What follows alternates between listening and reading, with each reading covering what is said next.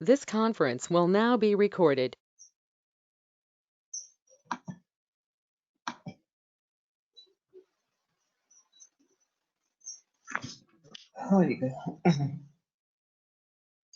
अद्य बुधवासरः अथवा सौम्यवासरः अधिक अश्विन कृष्ण पंचमी दिनांक 7 अक्टोबर 2020 चरक सूत्र सन अध्याय 26 वृद्धा शंखं चक्रं जलधान् दशसमृतघटं चारुदोर्भिश्चतुर्भिः सूक्ष्मस्वच्छातिहृद्यां शुकपरिविलसन् मौलिमं भोजनेस्रं कालाम्भोदोज्ज्वलाङ्गं कटितटविलसत् चारुपीताम्बराढ्यं वन्दे धन्वन्तरिं तं निखिलगगवनप्रौढदावाग्निलीलम् प्रौढदावाग्निलीलम् ब्रह्मणो हि समारब्धाम् आत्रेयाद्येषु पूरिताम् अस्मदाचार्यपर्यन्तां वन्दे गुरुपरम्पराम् आयुर्वेदरतं वन्दे मातवाख्यं महागुरुम् आयुर्वेदामृतं सर्वं शिष्येभ्यो यः प्रदत्तवान् द्रष्टा ज्ञानी दृष्टकर्मा कृतकर्मा तथैव च अध्यापको विश्वश्रेष्ठो महान् संशोधकस्तथा गुणैरेतैः समुदितैः यत्कार्यं प्रतनोति सः समृद्ध्यर्थं हि कार्यस्य वयं नु प्रयतामहे सरस्वत्यै नमो यस्याः प्रसादात् पुण्यकर्मभिः बुद्धिदर्पणसङ्क्रान्तं जगदध्यक्षमीक्षते आत्रेयं प्रथमं वन्दे आयुर्वेदजगद्गुरुम् आयुर्वेदामृतं सर्वं गृहीत्वा हि सुरेश्वरात् अग्निवेशादिकेभ्यो यत् प्रेच्छत् मुनिसत्तमः प्रथमं तन्त्रकर्तारम् अग्निवेशं नमाम्यहम्।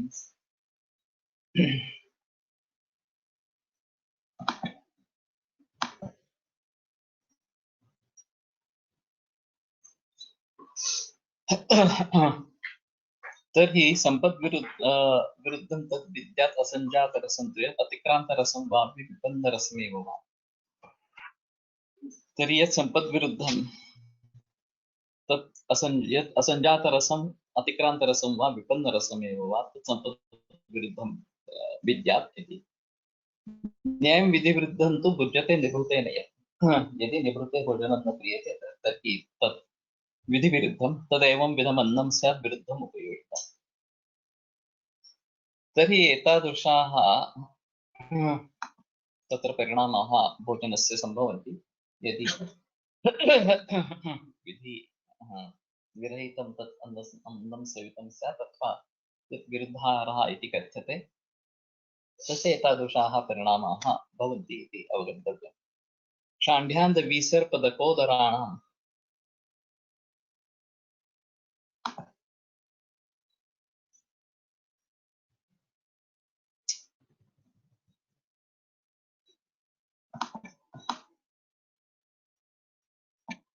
विस्फोटकोन्मादभगन्धराणां मूर्च्छामदाध्मानगलग्रहाणां पाण्वामयस्यामविषस्य चैव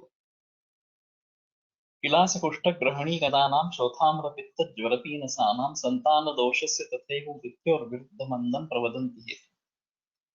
तर्हि विरुद्धान्नस्य फलश्रुतिः कीदृशी तत्र व्यापकता। निभृते इज एकांत।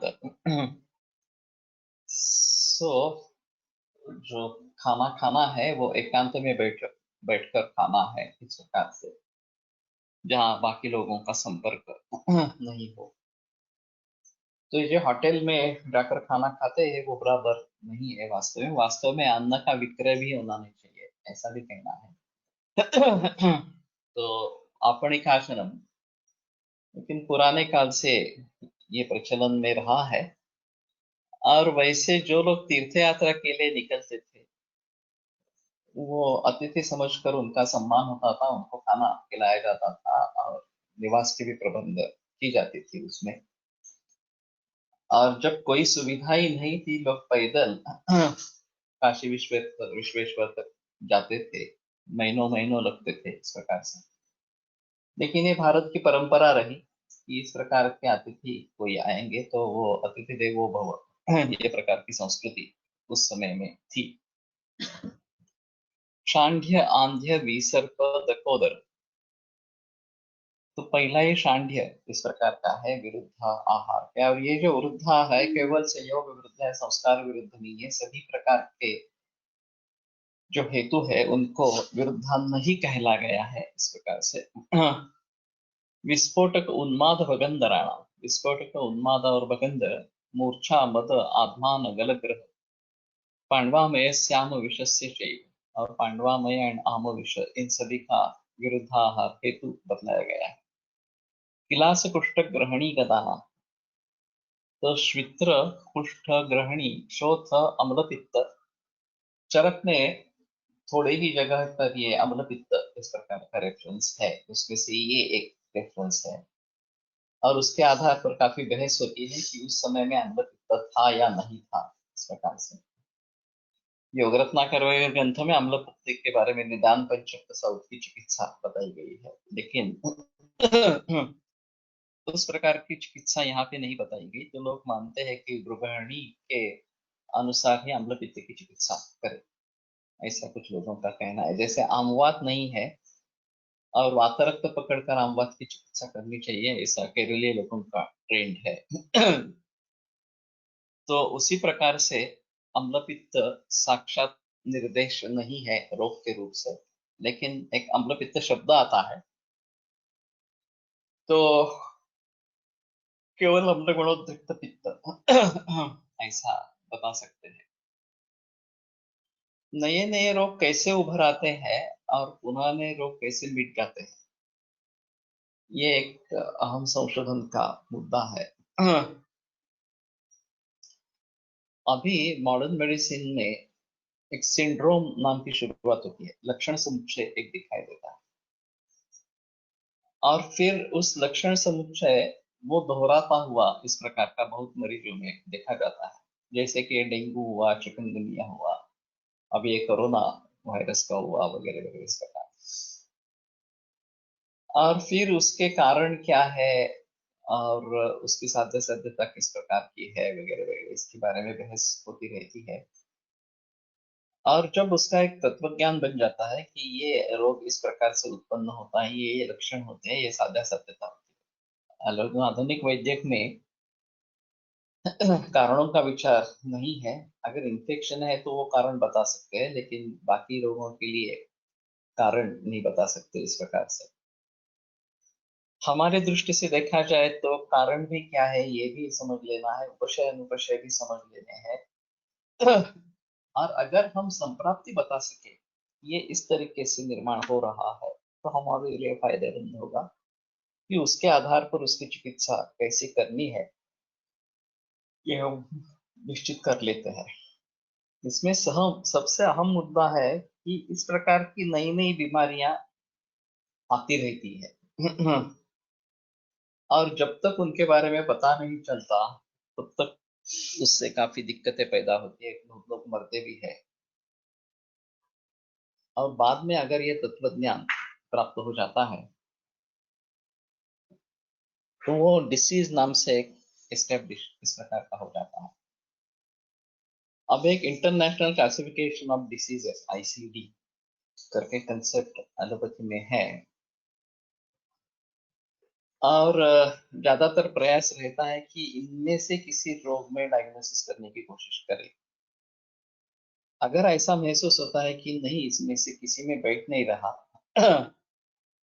तो एक सिंड्रोम कहा जाता है शुरू में, और फिर सिंड्रोम एस्टेब्लिश होने पर उसका एक नाम प्राप्त हो जाता है कि ये इस प्रकार का है, रोग है, और फिर उसके आधार पर उसके लिए क्या चिकित्सा करनी है, वगैरह वगैरह इसके बारे में विचार विमर्श होता रहता है। तो कैंसर के बारे में ही ऐसा ही हुआ। और उसके विभिन्न टाइप्स, सेल टाइप वगैरह वगैरह इसके बारे में। और वैज्ञानिकों का यह कहना है कि कैंसर के जरिए सेल बायोलॉजी को उत्तेजना मिली। सेल बायोलॉजी में जितना काम कैंसर से पहले हुआ था वो काफी कम था, लेकिन कैंसर आने के बाद और ये सेल से रिलेटेड डिसीज है, रोग है, ये समझने के बाद सेल बायोलॉजी में काफी संशोधन हुआ और वो एक फायदा रहा आधुनिक विज्ञान को कि सेल बायोलॉजी काफी प्रगत इस प्रकार की होगी। लेकिन ये अलग तरीका होता है और केवल सेल को ही लेकर एलोपैथी घूम रही है। बाकी जीवन शैली, खाना पीना वगैरह से संबंध उसका जो है वो उन्होंने देखने की कोशिश ही नहीं की है। उतनी गहराई में जाकर तो कभी नहीं देखा है और इसलिए उसमें अधूरापन इस प्रकार का रह जाता है। तो अगर इस प्रकार के सिम्टम्स लेके या इस प्रकार के सिंड्रोम लेके कोई मरीज आता है तो हमें अपने तरीके से उसके बारे में सोचना है, निदान पंचक से सोचना है। कारण क्या हो सकते हैं, पूर्व रूप क्या हो सकते हैं, रूप क्या है और उसमें साध्य लक्षण असाध्य लक्षण वगैरह किस प्रकार के हैं, उपशय अनुपशय किस प्रकार के हैं, और फिर उसके आधार पर हम उसके बारे में आगे सोच सकते हैं कि इसकी चिकित्सा की नीति क्या रहेगी, कौन कौन से दवाइयों का प्रयोग इसमें होना है और फिर साध्य साध्यता वगैरह किस प्रकार से रहेगी। तो अम्ल पित्त उस जमाने में शायद एक लक्षण थे, अम्ल गुणोद्युक्त पित्त इतने ही स्वरूप में था, बाद में शायद वो ज्यादा व्यक्त इस प्रकार का हो गया। और जब मैं थर्ड ईयर में था तो तिलक आयुर्वेद महाविद्यालय में ये अम्ल पित्त के बारे में परिसंवाद हुआ था और मुझे जरा आश्चर्य लगा क्योंकि बहुत सारे लोग कह रहे थे कि नहीं, कुछ फायदा नहीं होता है, जैसे एंटासिड्स से तुरंत राहत मिलती है उस प्रकार आयुर्वेदिक दवाइयों से फायदा नहीं होता इस प्रकार से। हमारा तो अनुभव ऐसा नहीं है, अम्ल पित्त में काफी अच्छे रिजल्ट्स मिलते हैं। तो लोगों ने जीवन शैली के बारे में सोचा नहीं था, खाने पीने के बारे में सोचा नहीं था और एलोपैथी की जैसे ही अम्ल गुणोत्तर तो क्षार देना है, इतना ही सोचा था और शायद इसकी वजह से उतने रिजल्ट जो अच्छे मिलने चाहिए थे वो नहीं मिल रहे थे। अभी उसके बाद में अम्ल पित्त के बारे में बहस ज्यादा हुई नहीं है, हम करते रहते हैं। अभी की समस्या ज्यादा गॉलस्टोन्स की है कि जिसमें शूल बहुत ही ज्यादा इस प्रकार का होता है, अगर गॉलस्टोन वहां पे अटक जाता है हाँ, तो फिर शूल और छर्दी वगैरह लक्षण दिखाई देते हैं और एलोपैथी में तो सलाह दी जाती है कि गॉल ब्लैडर निकाल दो इस प्रकार से। तो बहुत सारे मरीज चाहते हैं कि नहीं, हम गॉल ब्लैडर नहीं निकालेंगे, तो इसका उपाय किस प्रकार से करेंगे। तो ताम्र भस्म उसमें एक अहम इस प्रकार की दवा है। वैसे सूक्षकर में भी ताम्र है और सूक्षकर अम्ल पित्त की एक अच्छी दवा है, लेकिन सभी तरीके से सोचकर अम्ल पित्त में कुछ करना इस प्रकार का पड़ेगा। और ये शांढ्य पहला विकार दिया गया है। ये भी सोचने की इस प्रकार की बात है कि विरुद्धान्न से शांढ्य निर्माण होता है और ये मरीज कम रहते हैं शांढ्य वाले और बाहर से कुछ दिखाई नहीं देता, समझ में नहीं आता इस प्रकार से, जब तक वो बताएगा नहीं तब तक पता नहीं चलता। मैंने एक वैद्य की बात सुनी थी, बुजुर्ग वैद्य थे, एक नौजवान युवा उनके पास गया, इनकी ख्याति थी नाड़ी परीक्षा के बारे में। तो उसने जिद किया कि आप मेरी पल्स देख, नाड़ी देखकर मुझे क्या है तकलीफ है ये बताओ। तो ये बोले कि शांति से काम ले लो और मुझे अभी मेरी परीक्षा करो। बाकी सब मरीज बैठे थे, मैंने कहा जब तुम्हारा नंबर आएगा तब मैं देख लूंगा, अभी तो ऐसा बीच में नहीं देखूंगा इस प्रकार से। तो बोला कि नहीं, मुझे चैलेंज करना है आपको और इसलिए अभी मेरे लिए करो और फिर बाकी लोगों को लोग इस प्रकार से। तो वैद्य ने सभी बाकी मरीजों के सामने उसको बोल दिया कि तुम्हें नाड़ी परीक्षा करने की भी जरूरी नहीं, तुम षंड हो। तो वो लज्जास्पद हुआ, अपमानास्पद हुआ उसके लिए ये सब। फिर उसने कहा हाँ ठीक है, अभी मेरे लिए दवा दे दो। मैं मानता हूँ कि मुझे इम्पोर्टेंसी है इस प्रकार से। तो उस जमाने में करीबन 70-80 बरस पूर्व की बात है। उन्होंने कहा 5,000 रुपये मेरे सामने रख दो, तभी मैं दवा दे दूंगा। अभी जाओ और 5,000 रुपये सामने रख दो। वो गया, 5,000 रुपये लेके आया। फिर इन्होंने दवा दी, एक ही पूरी दे दी रात को लेने की। फिर वो गिड़गिड़ाता हुआ दूसरे दिन वापस आ गया कि मुझे माफ कर देना, मैंने आपके सामर्थ्य को पहचाना नहीं इस प्रकार से। तो वो बोले वो कल रात का था, वो एक चमत्कार जैसा था। तुम्हें रेगुलर ट्रीटमेंट की आवश्यकता है, दवा ले लो और फिर तुम ठीक हो जाओ इस प्रकार से। एक कब से किससे बात नहीं है, मैंने कथा सुनी है, मुझे तो याद नहीं है। शायद कल्याण में थावरे नाम के एक वैद्य थे, उनके मुंह से ये बात सुनी है। मुझे अभी याद नहीं आ रहा पक्का। लेकिन ऐसे भी बुजुर्ग इस प्रकार के वैद्य थे। और उतनी उनकी ताकत ये भी थी इस प्रकार का एक, मैं अनुभव के रूप में ध्यान में रखना है इस प्रकार। आंधे भी यहाँ पे कहा गया है, ये भी काफी गंभीर इस प्रकार की समस्या है। और विरुद्धान्य आंधे के लिए कारण हो जाएगा। ये वैसे नेत्र रोग में विरुद्धार एक कारण बताया गया है नेत्र रोगों के लिए। तो इसके बारे में भी सोचना इस प्रकार का पड़ेगा। वैसे उन्माद और भगंदर ये भी है, विस्फोटक भी है, इसमें काफी गंभीर रोग है।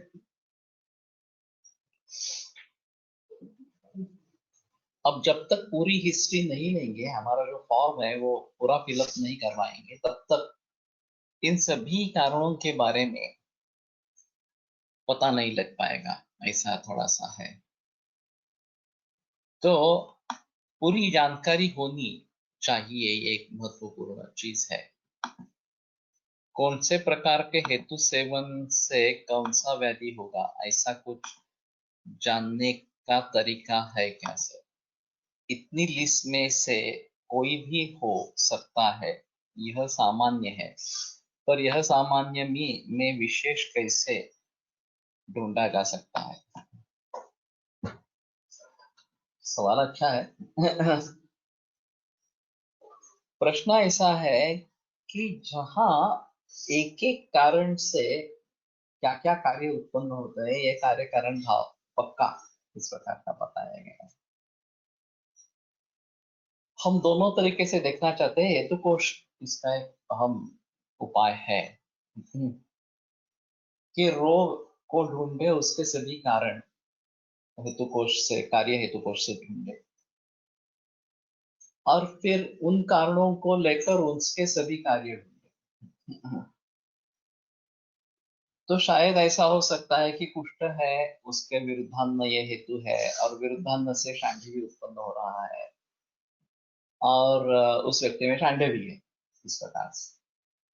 एको हेतुरनेकस्य तथैकस्य एकेऽपि व्याधेरेकस्य चानेको बहुनां बहुवोऽपि च। ये चरक निबंधन 8वें अध्याय में सूत्र आया है।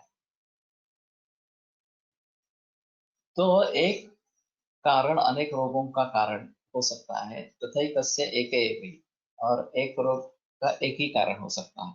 व्याधेरेकस्य चानेको, एक व्याधि के अनेक कारण हो सकते हैं। बहुनां बहुवोऽपि च, बहु सारे रोगों का बहुत सारे, बहु रोगों के बहुत सारे कारण इस प्रकार के हो सकते हैं। तो ये रिलेशनशिप जो है वो हेतु कार्य कोश से हमारे सामने आएगी। तो हम जनरली डायग्नोसिस की शुरुआत लक्षणों से करते हैं कि लक्षण कौन कौन से हैं, उनका क्रॉस सेक्शन लगे, ये सभी लक्षण जिस रोग में हो वो होने की संभावना इस प्रकार की होती है। अब उनका और जो कारण है उनका तालमेल बिठाना बहुत जरूरी है। कि हाँ ये रोग है और ये कारण है इसलिए ये हुआ है इस प्रकार। विरुद्धाहारामुळे सूक्ष्म स्रोतसातील दोष उत्क्लेश विशेषतः होत असावेत, त्यामुळे आंध्य उन्माद संतान दोष इत्यादी परिणाम दिसत असावे। पॉसिबल है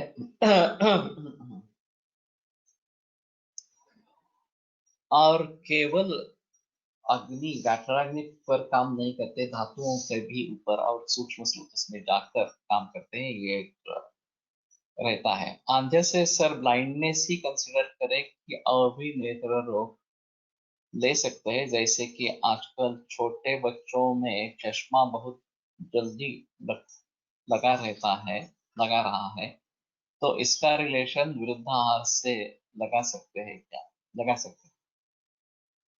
आंधी एक अंतिम अवस्था है। तिमिर, काच, लिंगनाश वगैरह वगैरह जो विकार बताए गए हैं, प्रथम पटल द्वितीय तृतीय पटल, इस प्रकार से इसमें अंतिमतः आंध्य ये स्टेज आ जाती है। और फिर इन सभी की शुरुआत यहाँ से तिमिर वगैरह से होती है। तो बच्चों में या नेत्र रोग इस प्रकार के जो दिखाई देते हैं, अभी चश्मा लगता है, वो एलोपैथी में रिफ्रैक्टिव एरर इस प्रकार की है और उसको लेंस देकर एडजस्ट करते हैं। तो हमारे इसमें हिसाब में त्रिमिर नाम का विकार है और उसके भली भांति अगर चिकित्सा करेंगे, कारणों को टालेंगे, तो वो ठीक हो सकता है। तो हमारी दृष्टि से वहां पे काफी करने लायक स्थिति है और कम से कम प्रोग्रेसिव मायोपिया में तो हमें काम करना ही है, जिनका नंबर बढ़ता ही जा रहा है और एलोपैथी में कंट्रोल करने का कोई तरीका है नहीं उसमें। ज्यादा से ज्यादा ये सर्जरी करवाते हैं, लेकिन वो भी अच्छा तरीका इस प्रकार का नहीं है। तो बेहतर ऑप्शन हम आयुर्वेद की दृष्टि से देखें, तिमिर निदान करके फिर उसके अनुसार चिकित्सा करें, तो काफी फायदा होता है। आंध्यावरून अंध इंद्रिय कार्य हानी पण घेऊ शकतो, दे सकते हैं। जैसे जैसे कि रसेम रक्षम शम शोष ग्लानि शब्दासहिष्णुता, शब्दासहिष्णुता ये रसक्षय में लक्षण बताया गया है। तो केवल शब्दासहिष्णुता ही नहीं, स्पर्शासहिष्णुता, गंधासहिष्णुता वगैरह वगैरह जो है वो भी उसमें ले सकते हैं, ऐसा कुछ वैद्यों का मानना है। और ये व्यापक रूप से उसका अर्थ ले लेना, ये एक इसमें कहते हैं अजहल लक्षणा। जहल लक्षणा में जो अर्थ है वो छोड़ देना है और अजहल लक्षणा में वो अर्थ लेना ही है, लेकिन उसके साथ और भी अर्थ लेना। वो काकेभ्यो दधि रक्षताम, ये अजहल लक्षणा का अच्छा उदाहरण है कि बच्चा है और माँ बता के जाती है कि यहाँ पे दही रखा है और तुम काक से, कौवे से उसका रक्षण करो। वो बच्चा देखता रहा, एक बिल्ली आई, उसने खा लिया दही। तो माँ को आने के बाद बता दिया कि हाँ मैं देख रहा था, कौवा तो नहीं आया लेकिन बिल्ली आकर खा के चली गई। तो माँ ने उसको डांटा, अरे तुम समझे नहीं, का कौवा ज्यादातर आता है और वो खाता है इसलिए कौवे का नाम लिया था, लेकिन ऐसा मतलब नहीं था कि सिर्फ कौवे से रक्षण करना है, दही का रक्षण करना है, ये सबसे अहम चीज थी इस प्रकार।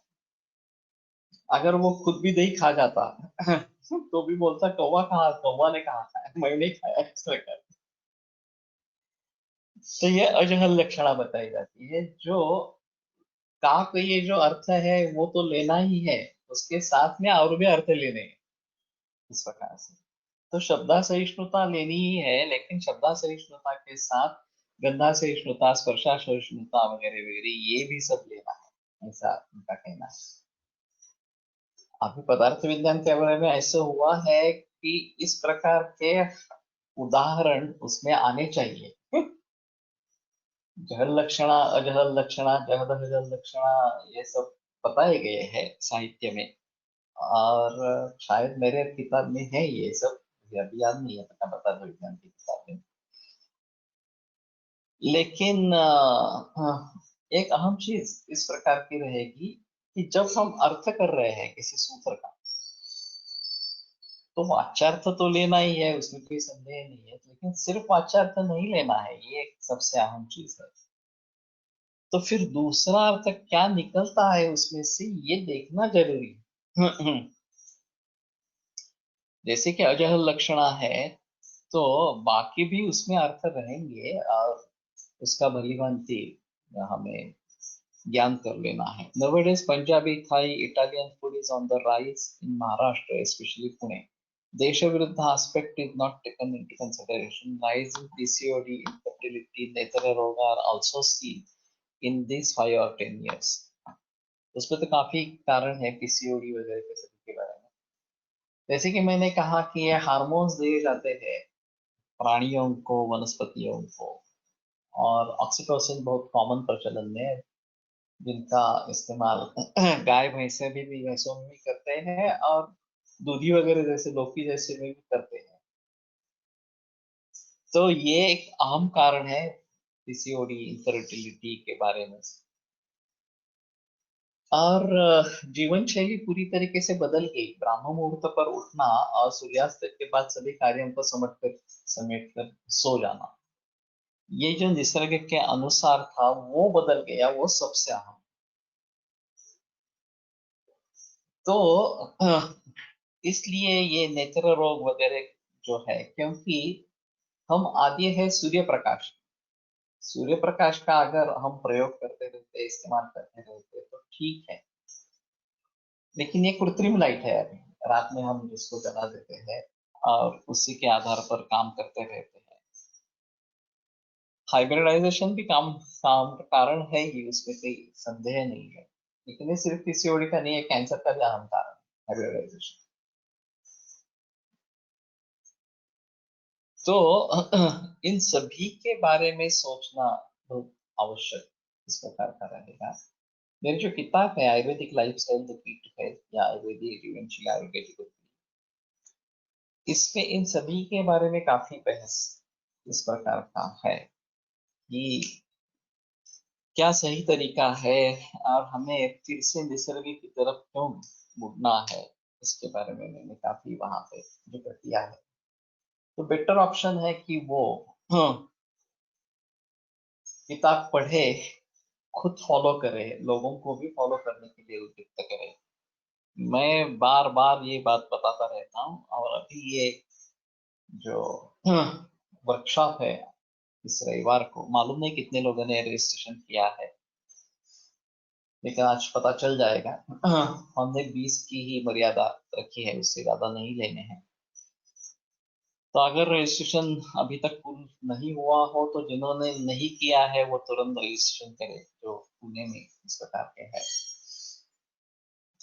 और वैद्यों में ये प्रचलन पहले होना चाहिए, फिर हम समाज के बारे में सोचेंगे।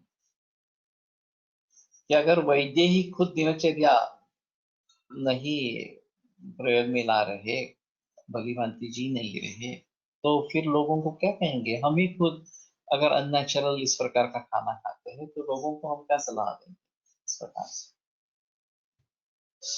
तो ये एक अहम इस प्रकार की चीज रहेगी। और इसके बारे में पूरे समाज को, हाँ, समाज में जागृति लाना एक अहम चीज इस प्रकार की रहेगी। तो कहने का मतलब है कि ये विस्फोटक, उन्माद, भगंधर, मूर्छा, मद, आध्मान, गलग्रह, पांडवामय, विष, विलास, कुष्ठ, ग्रहणी, सभी गंभीर इस प्रकार के बीमारियां हैं। और संतान दोष से ये भी एक कारण बताया गया है, खास करके गर्भिणी अवस्था में इन सभी को तो टालना ही है, ये सबसे अहम चीज रहेगी। और अगर संकरित गाय का दूध ले रहे हो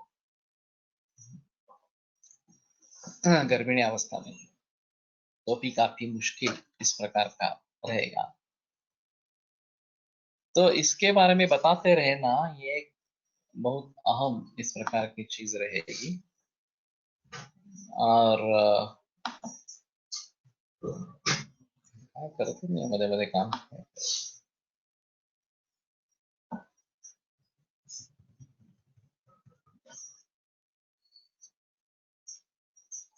एशान खलु अपरेशान च वैरोधिक निमित्तानां व्याधिना। तो इतना कहने के बाद भी और भी है, ऐसा कहना है। एक लीना बावड़ेकर की थीसिस है, अभी इसका पुस्तक प्रकाशित किया है, लेशोक्त विज्ञानी है इस प्रकार। तो उन्होंने जहां जहां पे इस प्रकार के रेफरेंसेस आए हैं कि ये एक हिस्सा है, इसके अलावा और भी कुछ इस प्रकार के रेफरेंसेस रहेंगे, इस प्रकार के की परिस्थितियां रहेंगी कि यहाँ जहाँ ये विरोधान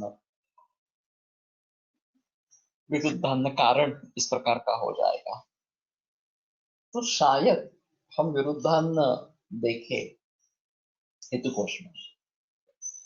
तो इस सूत्र को छोड़कर अन्य सभी जगह पे भी विरुद्धान के परिणाम निकल आएंगे, दिखाएंगे। और ये लेशोक्त के जरिए वो सब यहाँ पे जोड़ लेना, ऐसा है। तो त्रिस्कंद कोश इसमें एक अहम भूमिका निभा सकता है। ये लेशोक्त के बारे में अगर विरुद्धार से और क्या क्या परिणाम होते हैं जो यहाँ पे वर्णित नहीं है, वो शायद बाकी जगह मिल जाए, या चरक में भी अन्य जगह मिल जाए।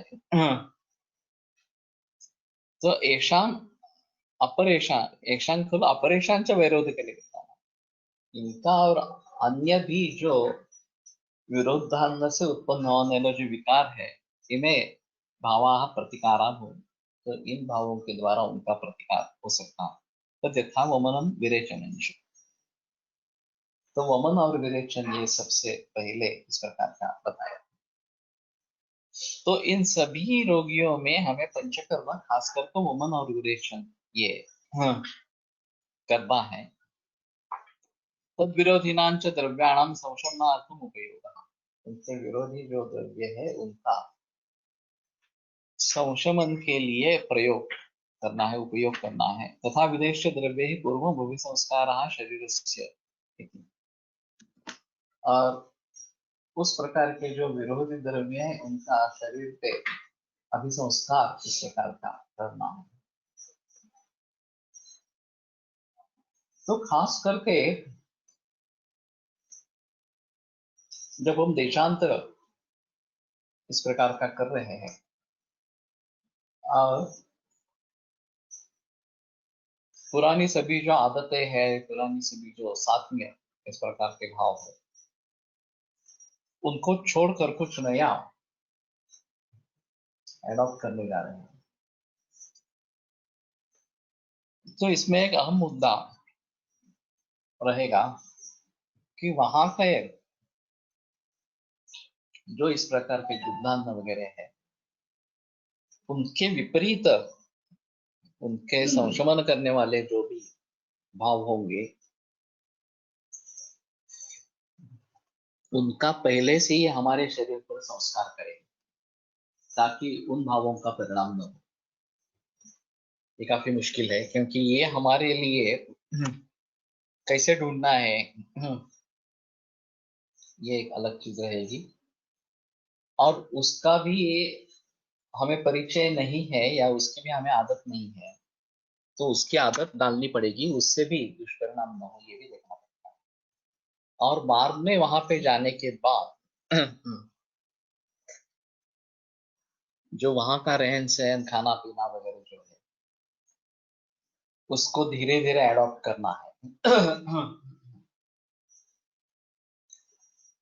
अगर भारत में ही कर्नाटक से या केरला से महाराष्ट्र में आ गए, ये महाराष्ट्र से कर्नाटक केरला में चले गए, तो भी नौबत आती है।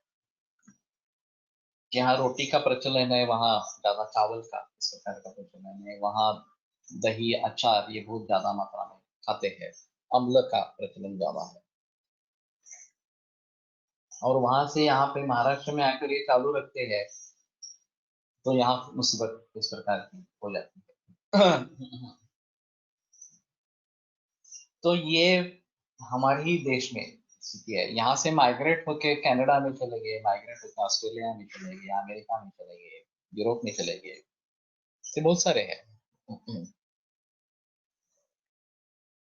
और बहुत सारे लोग इस प्रकार से गए भी हैं, वहां बरसों बरसों तक विदेशों में रह गए हैं, एनआरआई।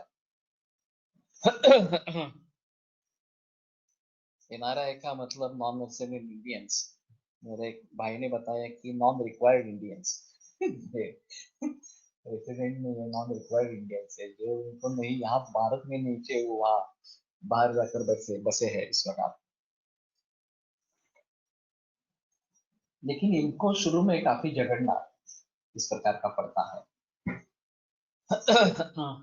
ऐसी फैमिली पुणे की थी, पक्के वेजिटेरियन थे, और ऑस्ट्रेलिया में चले गए, वहां अतिसार शुरू हो गया।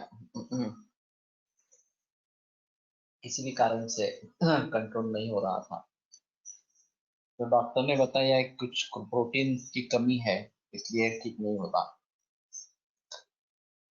तो आपको मांसाहार शुरू करना चाहिए, दूसरा कोई इलाज नहीं है। तो इनका मेंटल रेजिस्टेंस बहुत ही ज्यादा था। फिर बाद में उन्होंने वो एक्सेप्ट कर लिया, और वैसे मांसाहार शुरू हुआ, अतिसार बंद हो गया। ये भी एक अजीब चीज है। तो इन सभी के बारे में भी सोचना इस प्रकार का पड़ता है, और किस प्रकार से रोग निर्माण होते हैं। कस्मिन् नयन देशे जातः वर्धितो वा, वीरो 8वें अध्याय में उसके बारे में बहस की गई है, चर्चा कर। तस्मिन् मनुष्याणाम किम आहार जातम किम विहार जातम वगैरह। तो वो सब जानबूझकर उसके बारे में सोचना है, और परिवर्तन किस प्रकार से लाना है और धीरे धीरे लाना है, इसके बारे में थोड़ा सोचना है। और वैसे पैसों के लिए अपना स्थान छोड़ के बाहर जाने वाले लोगों की संख्या पहले भी रही है, आज भी रही है। ब्रिटिश लोगों का अच्छा उदाहरण है कि जो यूनाइटेड किंगडम, ब्रिटेन जो देश है, वो कितना छोटा देश है। और उस जमाने में जब ज्यादा सुविधाएं नहीं थी, समुंदर से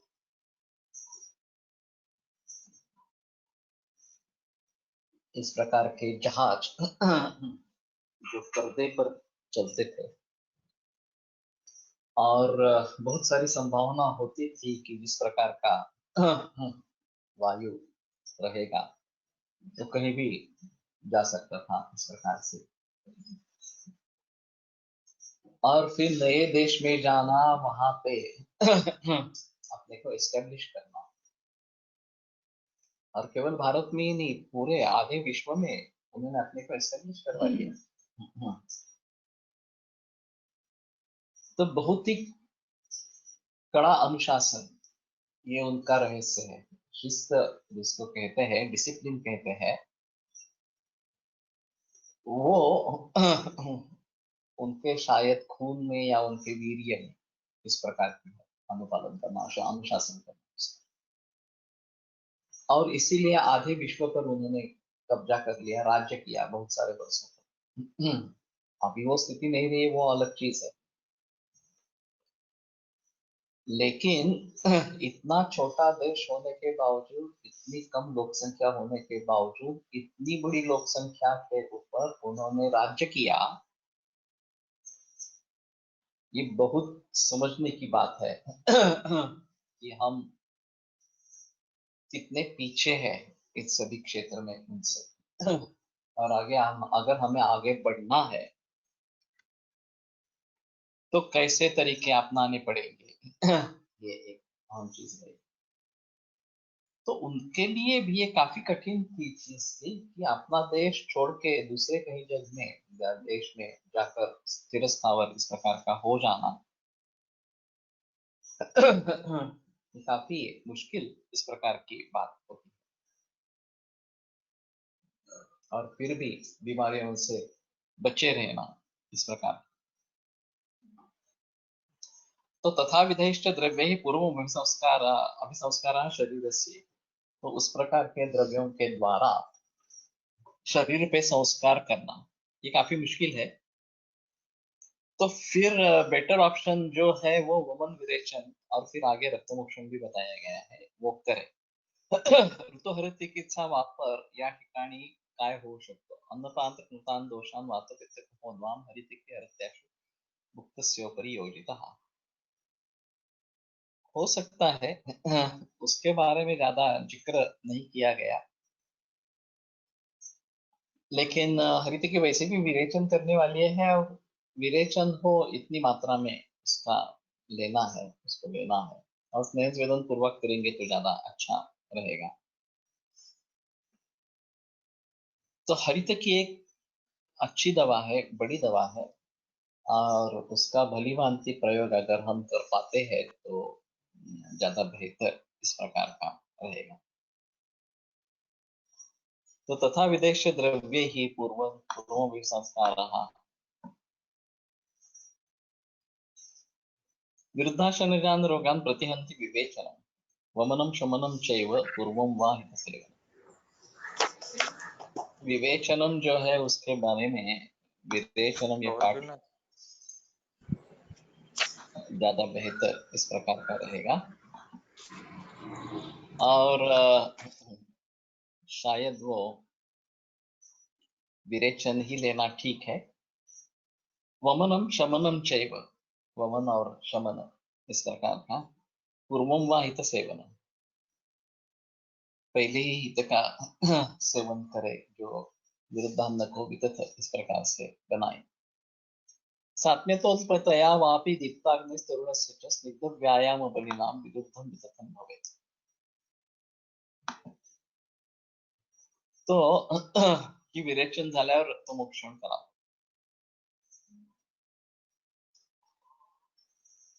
तो दोनों तरीके से कर सकते हैं, मुझे वो रेफरेंस अभी याद नहीं है, लेकिन अगर रक्त की दुष्टि ये कारण है इन सभी रोगों का, तो रक्तमोक्षण उसके लिए एक चिकित्सा है। विरेचनासाठी स्नेहपान सुरू केल्यानंतर फोर्थ डेला रक्तमोक्षण करता येईल क्या? एक्चुअली वैसा ही करते हैं, वहां भी वैसा होना चाहिए कि सम्यक स्निग्ध लक्षण होने के बाद स्वेदन करके रक्तमोक्षण करना ठीक रहेगा। वैसे मैंने जो आरंभ किया वो विरेचन करते समय जब स्नेहपान पूरा हो जाता है, हर रोज स्वेदन करते रहते हैं, तो स्नेह निनाम के दिन या उसके पहले दिन वीरे रक्तमोक्षण करवा लेते हैं, क्योंकि दोष कोष्ठ में जो आते हैं वो सिराओं के द्वारा आते रहते हैं और यहाँ प्रामुख्य से पित्त दोष इस प्रकार का है और पित्त और रक्त आश्रय भाव से है, तो सिराओं से अगर आते हैं तो वहां उसको निकालना ज्यादा बेहतर इस प्रकार का है और फिर 2 दिन या 3 दिन का विराम लेके विरेचन करना है। तो ये भी बात ठीक रहती है कि उसमें वो दोष कोष्ठ में आ जाए और फिर विरेचन से उनको निकाल दें। तो जब दोष शाखाओं में स्थित है, कुष्ठ जैसे बीमारियों में दोष शाखा में स्थित है, तो उनको निकालने का अच्छा तरीका, जल्दी निकालने का तरीका रक्तमोक्षण ही होता है। तो बेटर ऑप्शन है कि स्नेहपान करके स्वेदन करके रक्तमोक्षण करे और वमन और शम ये जो विरेचन ये तो भी करे, शमन भी करे। अभी ये एलर्जिक अर्टिकेरिया एक बड़ी समस्या है और लोग बरसों तक एंटी एलर्जिक खाते रहते हैं और एक दिन गोली नहीं ली तो पूरा बदन फूल जाता है इस प्रकार से। तो ये काफी दिक्कत वाली समस्या है और उनको चाहिए कि वो गोली जैसे काम करती है वैसा कुछ द्रव्य चाहिए, होना चाहिए आयुर्वेदिक मेडिसिन। वो लेने के बाद बस शीत पित्त मिट गया इस प्रकार से, और वो नहीं होता है। वास्तव में। तो मैंने एक केस के बारे में बहुत साल पहले बताया था, अभी एक बार फिर से दोहराता हूँ। ऐसी ही कोई एक छात्र थी, छात्र कहना उचित नहीं है, कभी कभी बीच बीच में क्लिनिक में आती थी। तो उसने एक दिन बताया कि उसकी माँ को ये शीत पित्त की तकलीफ है, तो आप दवा दे दीजिए। मैंने कहा कि बेटर ऑप्शन है कि आप हिस्ट्री ले लेंगे, एक बार परीक्षा करेंगे और फिर दवा दे देंगे। तो बोली नहीं नहीं, अभी तो कुछ दे दो, मैं उसको लेके आती हूँ। तो मैंने हाँ कहा और कुछ दवा दे दी, लक्षण पूछे और दवा दे दी। फिर 2 दिन बाद उसने बताया कि उसको थोड़ा ठीक है, मैं दवा कंटिन्यू करती हूँ, फिर बाद में लेके आती हूँ। फिर वो 5-6 दिन बीच में आई ही नहीं। फिर आई तो बस बताया कि 2 दिन को तक ठीक था, फिर से बढ़ गया। तो वो एलोपैथी के जनरल प्रैक्टिशनर के पास गई, उसने एविल की गोलियां दे दी। तो एविल की गोलियों से भी एक दिन अच्छा रहा, दूसरे दिन फिर से बढ़ गया। तो उसने इंजेक्टेबल दे दिया एविल का। और वो देने के बाद वो काफी फूल गई, वो बहुत ही बढ़ गया। तो उसने आशंका व्यक्त की कि शायद ये एविल की भी एलर्जी हो गई है उसको। तो फिर से मेरे पास आई। तो मैंने कहा ये बराबर नहीं है, तुम माँ को लेके आओ और पूरी हिस्ट्री ले लेंगे तभी दवा देंगे। फिर उसने वही, नहीं नहीं आज के दिन दे दो और मैं कल उसको जरूर लेके आऊंगी, आज काफी बढ़ा हुआ है वगैरह वगैरह इस प्रकार से। और दूसरे दिन मुझे फोन आया उसका कि उसकी माँ की कंडीशन बिल्कुल ही आने जैसी नहीं है, आप घर पे आकर देखिए इस प्रकार से। तो मैं घर पे गया। तो जो मैंने देखा वो बहुत भीषण था। पूरा बदन उसका स्वेल हो गया था, वो केवल हाथ के अंगुलियां और पाँव की अंगुलियां ऐसी बैठी थी, कहीं भी शरीर का किसी पार्ट से टच नहीं हो रहा था। जहां भी टच होता था वहां ये बढ़ जाता, शीतल प्रकार था। पूरा लाल, बदन लाल था और पेट काफी भारी था। तो फिर मैंने वहीं पे हिस्ट्री ली, तो पता चला कि बहुत सारी हेतु है। वृद्धान्न था, शिकरण खाती थी, दही खाती थी, अचार खाती थी, बहुत तीखा खाने की आदत थी, वगैरह वगैरह बहुत सारे हेतु थे। अब इसको कैसे ट्रीट करना है ये बड़ी समस्या थी। तो मैंने पहले रक्तमोक्षण करवाया, लंदन के लिए तो कहा ही था। रक्तमोक्षण से थोड़ा रिलीफ हुआ, और फिर लंदन और दवाइयाँ दे दी। तो 3-4 दिन लगे उसको ठिकाने पर आने के लिए, लेकिन ठीक हुए, एलोपैथी में लेने की जरूरत नहीं पड़ी। और फिर से वो गायब हो गई, फिर से वो आई नहीं। एक्चुअली उसको ओमन विरेचन सभी करना है, करना चाहिए था, लेकिन इतना रिजल्ट मिलने के बाद वो फिर से गुप्त हो गए इस प्रकार से। तो ये एक अहम चीज रहेगी कि इस प्रकार की अगर बड़ी समस्या होती है तो शाखानुसारी रोग है, और उसमें शाखाओं में डायरेक्ट काम करना ज्यादा बेहतर है। शाखाओं से दोषों को निकाल दे, और फिर लंघन पाचन के बाद जब कोष्ठ में आएंगे तो वो मन विरेचन वगैरह इस प्रकार से करवाए। पूर्वम वाहित सेवनम, या पहले ही हित सेवन करना है इस प्रकार से। साथ में तो अल्पतया वापी दीप्ताग्नि तरुणस्य च स्निग्ध व्यायाम बलिनाम विरुद्धम विदथम। अगर वो साथ में हो गया है या अल्पतया, बहुत कम मात्रा में उसका सेवन हो रहा है, दीप्ताग्नि है तरुणस्य च, अग्नि प्रदीप्त है और तरुण, युवा व्यक्ती है, स्निग्ध व्यायाम बलिना, इसका शरीर स्निग्ध है या स्नेह ले रहे हैं, व्यायाम कर रहे हैं, करने वाले हैं, बलवान इस प्रकार के हैं, तो इनमें विरुद्ध विदित हो जाता है, तो विरुद्ध कार्मुक नहीं होता। पण इथे प्रमाण कशाचं का नाही दिलं म्हणजे किती व्यायाम करायला इसका फरक म्हणवा आहे तो प्रत्येकाचा इंडिव्हिज्युअल आहे, हं? इंडिव्हिज्युअल बेस्ट आहे। हो पण तरी किती ऐसा नहीं बता सकता। आणि दुसरे कितीतरी मी खूप ऑब्झर्व केले, कितीतरी वृद्धाश्रमातून म्हणजे मुलं झाली नाही किंवा काय म्हणजे बाकी शांती वगैरे वगैरे त्याचे काय काय दिसतात.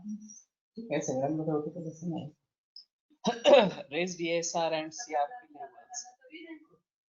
हम्म? वृद्धांना खाल्लं तरी नाही होत.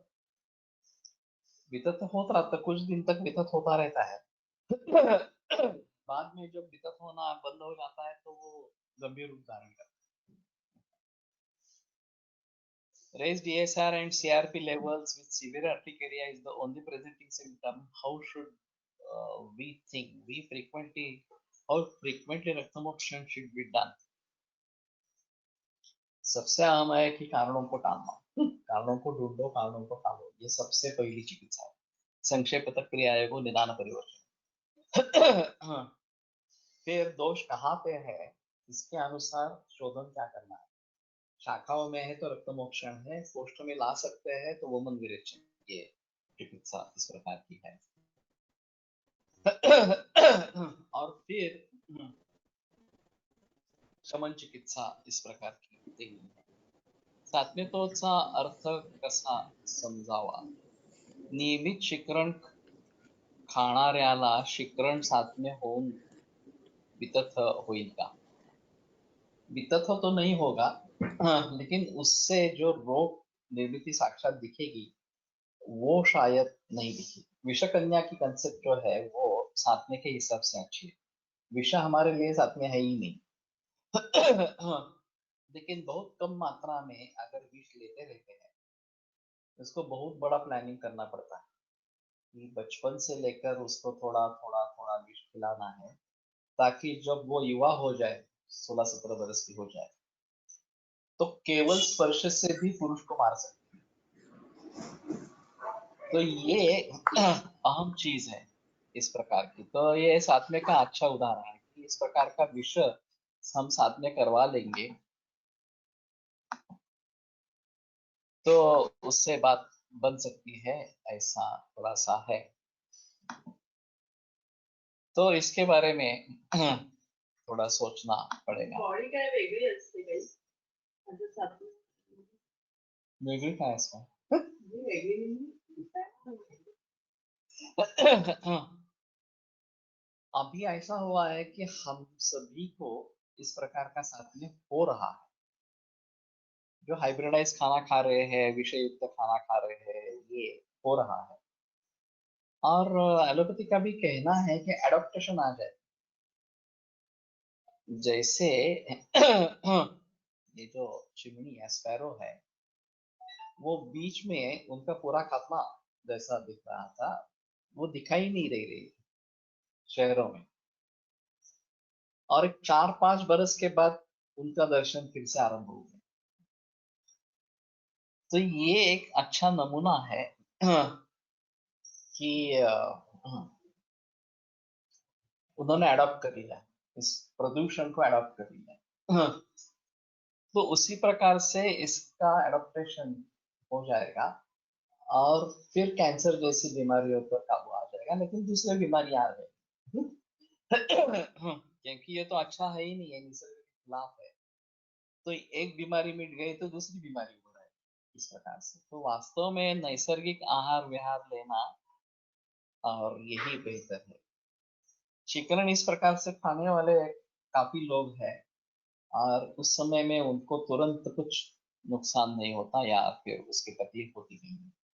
बाद में वो पता चलता है कि ये काफी मुश्किल किती लोक असतील म्हणजे की यांना आयुष्यात काही झालं नाही असू शकतं। माहिती नाही. सतत का विरुद्धान्न सेवन भी कालांतर में साथ में हो सकता है क्या? हो सकता है। जैसे विषकन्या के बारे में मैंने बताया उसी प्रकार से, लेकिन उसका ये मतलब नहीं है वो मरती नहीं है विष से, लेकिन ये कंडीशन अच्छी नहीं है, उसको बहुत सारे परिणाम भुगतने पड़ते हैं, काफी उष्णता शरीर में रहती है और फिर उसकी तकलीफ उसको होती ही रहती है। और जब तक ये क्रम से विष सेवन कम करते नहीं जाएंगे और नॉर्मल की स्थिति में नहीं आएंगे तब तक उसको भुगतना ही पड़ेगा ऐसा। तो इस प्रकार से अगर हम विरुद्धान्न को साथ में बनाएंगे तो उसके तकलीफ होगी, ऐसा नहीं होगा कि ये हमारे लिए अच्छा हो जाएगा, इस प्रकार में नहीं है। तो नहीं ही करना है, अहितका साथ में नहीं होना है, ऐसा ही कहना है। हितं क्रमेण सेवेत क्रमशास्त्रोपदिश्यते, ये जो बताते हैं कि हित का क्रम से सेवन करना है और वो क्रम बताते हैं। In Sangli district there are lot of people eating milk, rice and pickle. Rice, milk and thecha, bhakri curd and thecha. Bhakri curd और ठेचा ये नहीं विरुद्ध में आएगा, लेकिन राइस मिल्क और ठेचा या राइस मिल्क एंड पिकल ये विरुद्ध में जाएगा, जरूर जाएगा। तो उसके बारे में सोचना ही है और ये हैबिट छोड़नी है, इस प्रकार की आदत जो है वो छोड़नी चाहिए। तो एक सर्वे अगर हो सकता है तो बेहतर ऑप्शन है कि कहाँ कहाँ पे क्या क्या प्रचलन है और उसने देश में जो बीमारियां हैं उसका उससे संबंध किस प्रकार का है। तो ये अगर हम भली भांति जान लेते हैं तो ज्यादा बेहतर इस प्रकार का रहेगा। तो यहीं पे रुकते हैं और आज दोपहर में पातंजलि योग सूत्र का वाचन होगा और कल से सहस्र योग का फिर से आरंभ होगा। आयुर्वेद प्रकांडो निगदित इह हि शल्यतंत्र प्रधानः शिष्येभ्यः शाश्वतोऽयं निखिल जनकृपा व्याप्त चित्तेन येन आयुर्वेदस्य वाञ्छन् पुनरपि भुवने ताञ्च सुष्ठु प्रतिष्ठां श्रेष्ठं धन्वन्तरिं प्रणमति च सदा वैद्यवर्गो हि नूनम् विरम्यते व्याख्यानव्यापारः श्वः मध्याह्नकाले पुनरपि मिलिष्यामः एवं श्वः च मिलिष्यामः।